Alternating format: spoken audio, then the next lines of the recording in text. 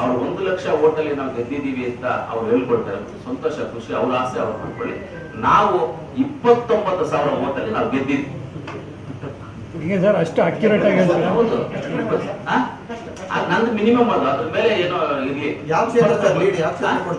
ಅದು ಗೊತ್ತಿಲ್ಲ ಸರ್, ಜನ ಹೆಂಗ್ ಓಟ್ ಹಾಕಿರ್ತಾರೆ ಗೊತ್ತಿಲ್ಲ. ಒಟ್ಟಲ್ಲಿ ಹೆಂಗಾಗುತ್ತೋ ನೋಡ್ಬೇಕು. 29,000 ಓಟಲ್ಲಿ ನಾವು ಪರ್ಫೆಕ್ಟ್ ಆಗಿ ಹೆಂಗ್ ಹೇಳ್ತೀರಾ ಅಂತ. ಅದು ಹೋದ್ಸಲಿ ನಿಮ್ಗಿದೆ. ನಾನು ಹೋದ್ಸಲಿನೂ ಹೇಳಿದ್ದೆ, ನಾನು ಇಷ್ಟೇ ಓಟಲ್ಲಿ ಗೆಲ್ತೀವಿ ಅಂತ. 500 ಓಟ್ ಡಿಫ್ರೆನ್ಸ್ ಅಲ್ಲಿ ನಾವು ಗೆದ್ದಿರೋದು. ನಾನು ಕ್ಯಾಲ್ಕುಲೇಷನ್ ಟಾರ್ಗೆಟ್ ಮಾಡ್ಕೊಳ್ಳಿ ನೀವು. ಮುಳಬಾಗಲ್ಲಿ ಎಷ್ಟು ಓಟ್ ಬರುತ್ತೆ ಅಂತ ಹೇಳಿದ್ದೆ, ಅಷ್ಟೇ ಓಟ್ ಬಂದಿದೆ. ನಾವು ಇಷ್ಟೇ ಲೀಡಲ್ಲಿ ಗೆಲ್ತೀವಿ ಅಂತ ಹೇಳಿದ್ದೆ, ಅಷ್ಟೇ ಲೀಡಲ್ಲಿ ಎಕ್ಸಾಕ್ಟ್ 500 ವೋಟ್ಸ್ ಡಿಫ್ರೆನ್ಸ್ ಅಲ್ಲಿ ಲೀಡಲ್ಲಿ ಗೆಲ್ತೀವಿ. ಈ ಚುನಾವಣೆಯಲ್ಲಿ ನಿಮ್ಮ ಪತ್ರಕರ್ತರಿಗೆ ಹೇಳಿದ ಅಸೆಂಬ್ಲಿ ಚುನಾವಣೆಯಲ್ಲಿ ಇವತ್ತು ನಾನು 3rd ಪ್ಲೇಸ್ ಅಲ್ಲಿ ಇದ್ದೀನಿ ಅಂತ ಹೇಳಿದೆ. ತಿರ್ಗಿ ನಾನು 2nd ಪ್ಲೇಸ್ ಅಲ್ಲಿ ಇದ್ದೀನಿ ಅಂತ, ಲಾಸ್ಟ್ ಅಲ್ಲಿ 1st ಪ್ಲೇಸ್ ಅಲ್ಲಿ ಇದ್ದೀನಿ. ನಾನು ಗೆಲ್ತೀನಿ ಅಂತ ಹೇಳಿದ್ದೆ ನಿಮಗೆ. ಯಾರಿಗೂ ನಾನು ಗೆಲ್ತೀನಿ ಅಂತ ನಂಬಿಕೆ ಇರಲಿಲ್ಲ. ಆದ್ರೆ ಚುನಾವಣೆ ಮಾಡೋದು ನನಗೆ ಗೊತ್ತಿತ್ತು, ಮಾಡಿದೆ, ಕರೆಕ್ಟ್ ಆಗಿ ಗೆದ್ದಿದ್ದೀನಿ. ಅದ್ರಲ್ಲಿ ನಿಮ್ಮ ಸಹಕಾರನೂ ತುಂಬಾ ಇದೆ. ಈಗಲೂ ನಿಮ್ಮ ಸಹಕಾರ ತುಂಬಾ ಇರಲಿ ಅಂತ ನಿಮ್ಗೆ ನಮಸ್ಕಾರ. ಚಿರಋಣಿ ಆಗಿರ್ತೀನಿ ನನ್ನನ್ನು ಆಯ್ಕೆ ಮಾಡಿದ್ದಕ್ಕೆ. ಮತ್ತೆ ಏನು ಜೆಡಿಎಸ್ ಪಕ್ಷದ ಮತ್ತು ಬಿಜೆಪಿ ಪಕ್ಷದ 2 ಮುಖಂಡರು ಮತ್ತೆ ಕಾರ್ಯಕರ್ತರು ಏನು ನನಗೆ ಒಂದು ವಿಶ್ವಾಸ ಕೊಟ್ಟು ಎಲೆಕ್ಷನ್ ನಿಂತು ನಿಮ್ಮ ಜೊತೆ ನಾವು ಇರ್ತೀವಿ ಅಂತ ಏನು ಹೇಳಿದ್ದಾರೆ 2 ಪಕ್ಷದ ನಾಯಕರು, ಮುಖಂಡರು, ಕಾರ್ಯಕರ್ತರು ಎಲ್ಲರಿಗೂ ಧನ್ಯವಾದಗಳು ಹೇಳಕ್ಕೆ ಇಷ್ಟಪಡ್ತೀನಿ. 2 ಪಕ್ಷದ NDA ಅಭ್ಯರ್ಥಿ ಅಂತ ಏನು ನಮ್ಮನ್ನೇ ಘೋಷಣೆ ಮಾಡಿದ್ರು, 2 ಪಕ್ಷದ ನಾಯಕರು ಮತ್ತೆ ಕಾರ್ಯಕರ್ತರು ಏನು ಒಗ್ಗಟ್ಟಾಗಿ ಕೆಲಸ ಮಾಡಿದ್ರು. ಮತ್ತೆ ಏನು ದೇವೇಗೌಡರು ಮತ್ತೆ ಕುಮಾರಸ್ವಾಮಿ ಅವರು ಒಳ್ಳೆ ಕೆಲಸಗಳು ಮಾಡ್ಕೊ ಬಂದ್ರು. ಏನು ನನ್ನ ಮೇಲೆ ಒಂದು ನಂಬಿಕೆ ಇಟ್ಕೊಂಡಿದ್ರು, ಅಭ್ಯರ್ಥಿ ಮಾಡಿದ್ರೆ ಗೆದ್ದೇ ಗೆಲ್ತಾರೆ ಅಂತ ಒಂದು ನಂಬಿಕೆ ಇಟ್ಕೊಂಡಿದ್ರು. ಅದ್ರ ಜೊತೆಗೆ ಬಿಜೆಪಿ ಪಕ್ಷದ ಮುಖಂಡರು ಏನು ವರಿಷ್ಠರು ಅವರು ನನ್ನ ಮೇಲೆ ನಂಬಿಕೆ ಇಟ್ಕೊಂಡು ಎರಡಕ್ಕೂ ಒಂದು ಒಳ್ಳೆ ಉತ್ತರ ಕೊಟ್ಟದ್ದು ಆಗಿದೆ ನಮ್ಮ ಕಡೆಯಿಂದ ಅಂತ ನಾವು ಹೇಳಕ್ ಇಷ್ಟಪಡ್ತೀವಿ. ಯಾವ್ದಾದ್ರು ಹಂತದಲ್ಲಿ ಭಯ ಇತ್ತು ಸರ್? 2000 ಒಂದ್ಸಲ ಒಂದು ಹಂತದಲ್ಲಿ 2,000 ಸರ್ ಕೌಂಟಿಂಗ್ ಎಲ್ಲ ನಡೀತಾ ಇತ್ತು, ನಮ್ಗೆ ಗೊತ್ತಾಗ್ತಾ ಇದೆ ಏನು ಅಂತ. ಬಟ್ ಅದು ಏನು ಒಂದು ಅಪ್ಲೋಡ್ ಮಾಡ್ಬೇಕಂದಿದ್ರೆ ಅದು ಸ್ವಲ್ಪ ಟೈಮ್ ತಗೊಳ್ತಾ ಇತ್ತು. ಅದಕ್ಕೆ ಅಂತರ ಬಂದಿದ್ದೆ ಹೊರತು ಬೇರೆ ಏನಿಲ್ಲ. ನಮ್ಗೆ ಗೊತ್ತಿತ್ತು ಯಾವ ಗ್ರೌಂಡಲ್ಲಿ ಹೆಂಗೆ ವೋಟ್ ಪ್ಯಾಟ್ರನ್ ಆಗ್ತಾ ಇದೆ ಅಂತ. ಸೊ ಅದು ನಮ್ಗೆ ಗೊತ್ತಿತ್ತು ಅಂತ. ನೀವೆಷ್ಟು ವೋಟ್ ಎಕ್ಸ್ಪೆಕ್ಟ್ ಮಾಡಿದ್ರಿ ಸರ್? ನಾವು 60,000 to 80,000 ಅಂದ್ಕೊಂಡಿದ್ವಿ. ಅದು ಕರೆಕ್ಟಾಗಿ ಅಷ್ಟೇ ಆಗಿದೆ. ಜೆಡಿಎಸ್ ಪಕ್ಷ ಯಾವ ವಿಧಾನಸಭಾ ಕ್ಷೇತ್ರದಿಂದ ಜಾಸ್ತಿ ಜಯಬೇರಿ ಆಗಿದೆ ಸರ್? ಮುಳುಬಾಗಿಲು ಮತ್ತು ಬಂಗಾರಪೇಟೆ 2 ಕ್ಷೇತ್ರದ ಭಾಳ ಬಹುಮತ ಸಿಕ್ಕಿದೆ.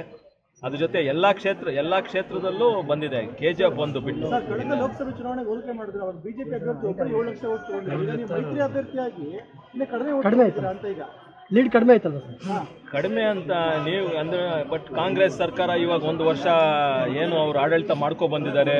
ಮತ್ತೆ ಏನು ಅವರು ಒಂದು ಗ್ಯಾರಂಟಿಗಳು ಕೊಟ್ಟಿದ್ದಾರೋ ಏನೋ ಸ್ವಲ್ಪ ಹೆಚ್ಚು ಕಡಿಮೆ ಆಗಿರುತ್ತೆ ಅದು ಇದು. ಬಟ್ 6,80,000 ಏನು ಓಟ್ ಬಂದಿದೆ, ಅದೇನು ಕಡಿಮೆ ಅಂತಲ್ಲ ಸರ್. ಬಂಗಾರಪೇಟೆಯಲ್ಲಿ 2 ಸಲ ಸೋತಿದ್ರಿ, ಈಗ ಅಲ್ಲೇ ಲೀಡ್ ತಗೊಂಡಿದ್ರಿ. ಈಗ ಅನುಕಂಪ ವರ್ಕೌಟ್ ಆಗಿದೆ ಸರ್. ಬಂಗಾರಪೇಟೆ ವಿಧಾನಸಭಾ ಕ್ಷೇತ್ರ ಜನತೆಗೆ ಬಹಳ ಚಿರಋಣಿ ಆಗಿರ್ತೀನಿ, ಆ ಕ್ಷೇತ್ರದ ಜನತೆಗೆ. ಯಾಕಂದರೆ 2 ಸತಿನೂ ನನಗೆ ಅವರು ಓಟ್ ಹಾಕಿದ್ರು.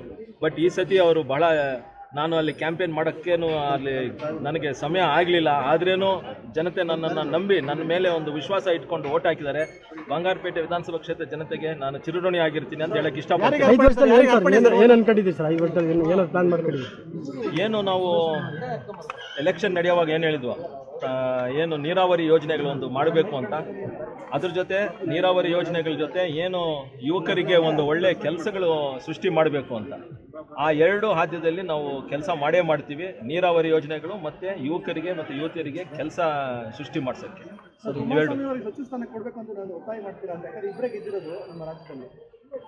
ಸರ್ ಅದು ಹೈಕಮಾಂಡ್ ಅವರು ಡಿಸೈಡ್ ಮಾಡ್ಕೊಳ್ತಾರೆ. ನಾವು ಒತ್ತಡ ಮಾಡೋಕ್ಕೆ ಅದರಲ್ಲಿ ನಾವು ಅಷ್ಟು ಇದಲ್ಲ.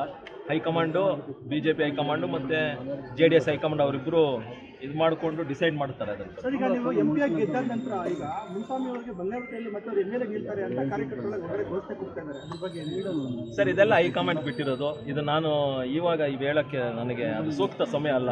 ಹೈಕಮಾಂಡ್ BJP ಮತ್ತು JDS ಹೈಕಮಾಂಡ್ ಇಬ್ಬರು ಅವರು ನಿರ್ಧಾರ ಮಾಡ್ತಾರೆ. 4 ವರ್ಷ ಇದೆ, ಟೈಮ್ ಇದೆ MLA ಎಲೆಕ್ಷನ್ಗೆ. ಅದು ನಿರ್ಧಾರ ಮಾಡ್ಕೊಳ್ತಾರೆ.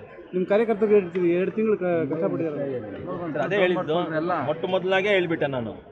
ಕೋಲಾರ ಲೋಕಸಭಾ ಕ್ಷೇತ್ರದ ಜನತೆಗೆ, ನಮ್ಮ ಕಾರ್ಯಕರ್ತರಿಗೆ, BJP ಮತ್ತು JDS ಪಕ್ಷ 2 ಕಾರ್ಯಕರ್ತರಿಗೆ, 2 ಪಕ್ಷಗಳ ಮತ್ತು ಮುಖಂಡರಿಗೆ ಎಲ್ಲರಿಗೂ ನಾನು ಚಿರಋಣಿ ಆಗಿರ್ತೀನಿ. ಯಾಕಂದರೆ ನೀವು ಹೇಳ್ದಂಗೆ ನಾನು 2 ಸರಿ ಸೋತಿ 3ನೇ ಸತಿ ಎಲೆಕ್ಷನ್ ಫೇಸ್ ಮಾಡೋಕ್ಕೆ ನನಗೂ ಒಂಥರ ಏನೋ ಒಂದು ಕಷ್ಟ ಅಂದ್ಕೊಂಡೆ. ಬಟ್ ಅವ್ರು ಏನೋ ಒಂದು ನಂಬಿಕೆ ಕೊಟ್ಟರು ಲೀಡರ್ಸು ಮತ್ತು ಕಾರ್ಯಕರ್ತರು. ಆ ನಂಬಿಕೆ ಮೇಲೆ ನಾನು ನಿಂತ್ಕೊಂಡಿದ್ದೆ. ಅದಕ್ಕೆ ತಕ್ಕ ಫಲಿತಾಂಶ ಸಿಕ್ಕಿದೆ ಅಂತ ಹೇಳಕ್ ಇಷ್ಟಪಡ್ತೀನಿ. ಗೆಲುವು ಯಾರಿಗೆ ಅರ್ಪಣೆ ಸರ್?